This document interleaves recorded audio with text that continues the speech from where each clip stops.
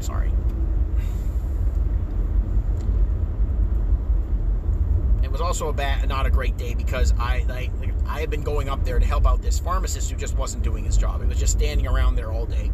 He wasn't checking any prescriptions. So it was very weird because I was checking the prescriptions and he wasn't. So he got robbed on the day right after he got brought up there to get fired. So I knew he was going to get fired, and I had to handle the store while they took the office was upstairs. The front store office was upstairs. So they take him up there and they say, it's not working out, you're not doing your job, bye. And I'm down there the whole day and I can't tell him, well, I know you're about to get canned, but I can't say anything. Then while he comes back down while they finish the paperwork, and while the district manager and everybody's in the store, in comes Buddy with his mask on. And he has his holster thing, and I just put my hands up. And while it happened, the technician made a beeline for the phone and called him. They got him, when he left the store, there was a camera outside that got his picture. So ended up nailing him and putting him in jail. I had to write this whole victim impact statement. And I was like, oh, because of this, I was scared. I wasn't actually all that scared. And the sergeant, what's his name, of the Hanover Police Department was really impressed because he thought that I was going to panic, but I kept my cool, so that really impressed him.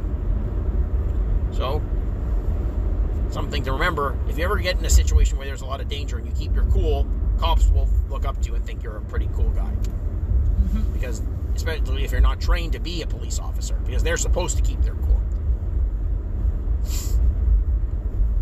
So I mostly kept my cool. I was like, I was mostly just annoyed that I had to stay late in the store. And Devin was like, you can't ever go up there again. You're going to get killed. I ended up going up there again eventually. But that wasn't that... Okay, so then there was...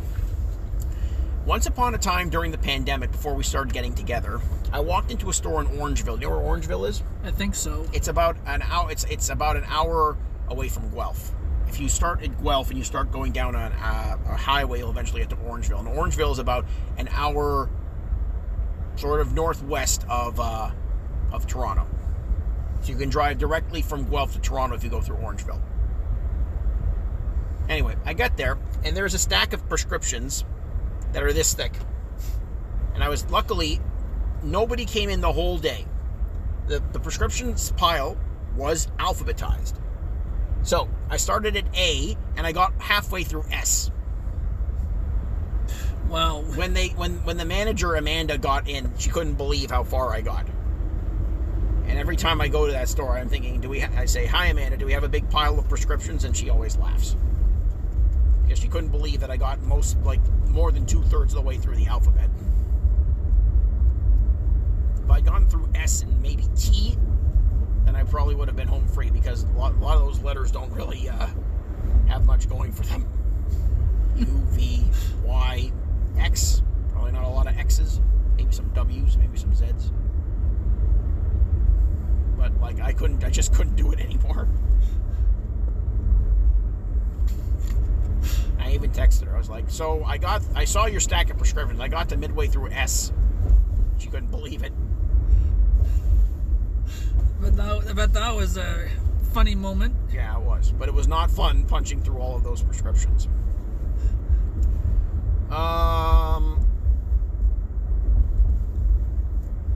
Then there was the day, on the first day of the pandemic. It was, okay, so they were just locking everything down. And we didn't know what was going on.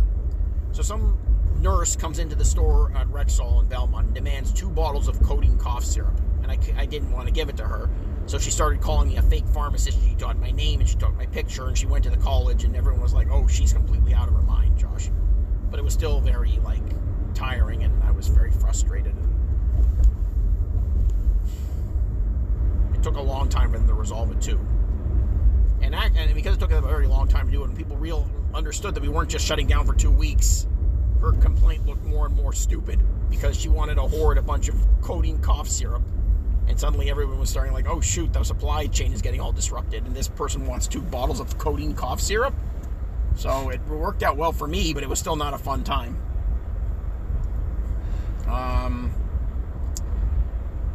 There was a shift very early on when I just got started in pharmacy, where I completely confused a transfer for an actual prescription. And my boss was really, really mad because I still didn't know what I was doing. Oh, I know what the worst one. I know the worst shift I ever had. Oh, okay. Okay, sorry. I don't normally remember this because it's really not a fun day. So I graduated pharmacy in 2010. And I had applied to work at a bunch of hospitals, but no one wanted me to work there because I hadn't worked at hospitals enough. Even though I tried applying, it's like, oh no, we're going to go with people who we know. So there's the Shoppers Drug Mart representative in London says, okay, we're having a new store in London, Josh. We can sign you. We're going to give you a $20,000 signing bonus, and then we're going to put you up in London.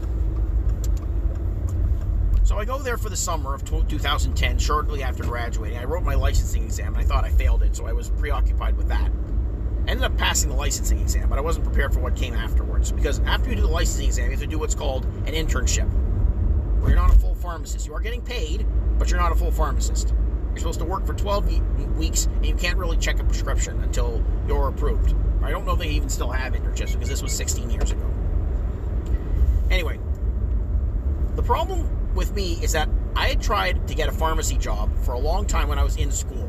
Most kids came into pharmacy school knowing how to be a pharmacist already. They just needed to complete their training. So it was like, okay, we're just going through the motions. I was not that person because I had never worked in a pharmacy before. And I had a very hard time getting a job in pharmacy because I had never worked in a pharmacy before. And they were like, well, why are we hiring this guy who has no experience in pharmacy when we can get a person who has experience? So I dealt with that all the way through pharmacy school. I still remember the day that my preceptor freaked out and said, I can't work with you anymore because you don't know anything. So I'd gone through pharmacy school and I had no idea how to be a pharmacist. So they ended up firing me and sending me back to Toronto. I ended up going and getting my internship done in Peterborough. But you know that $20,000 bonus they were supposed to pay me? Yeah. They never paid it to me. And then they asked for it back. Oh my God. Yeah. So that was probably the worst day ever. I thought, that's it, my pharmacy career is over. But 16 years later, I still have a pharmacy career. Look at those big tires. Yeah. Oh, it's Jurassic Park. Okay, this guy, that's supposed to be like a Jurassic Park thing. Okay, hold on. There's a guy behind me, so I'm going to pull into this person's driveway and let them go by. Just a second. I have to turn around and go the other way anyway. So. Interesting driving maneuver. Well, people don't like it when I stop on your street, really. Can I just pull up over here? Are you okay to walk back that way? Yeah. Okay. Actually, yeah, this is a lot better. Okay, Josh. Thank you for everything. No problem.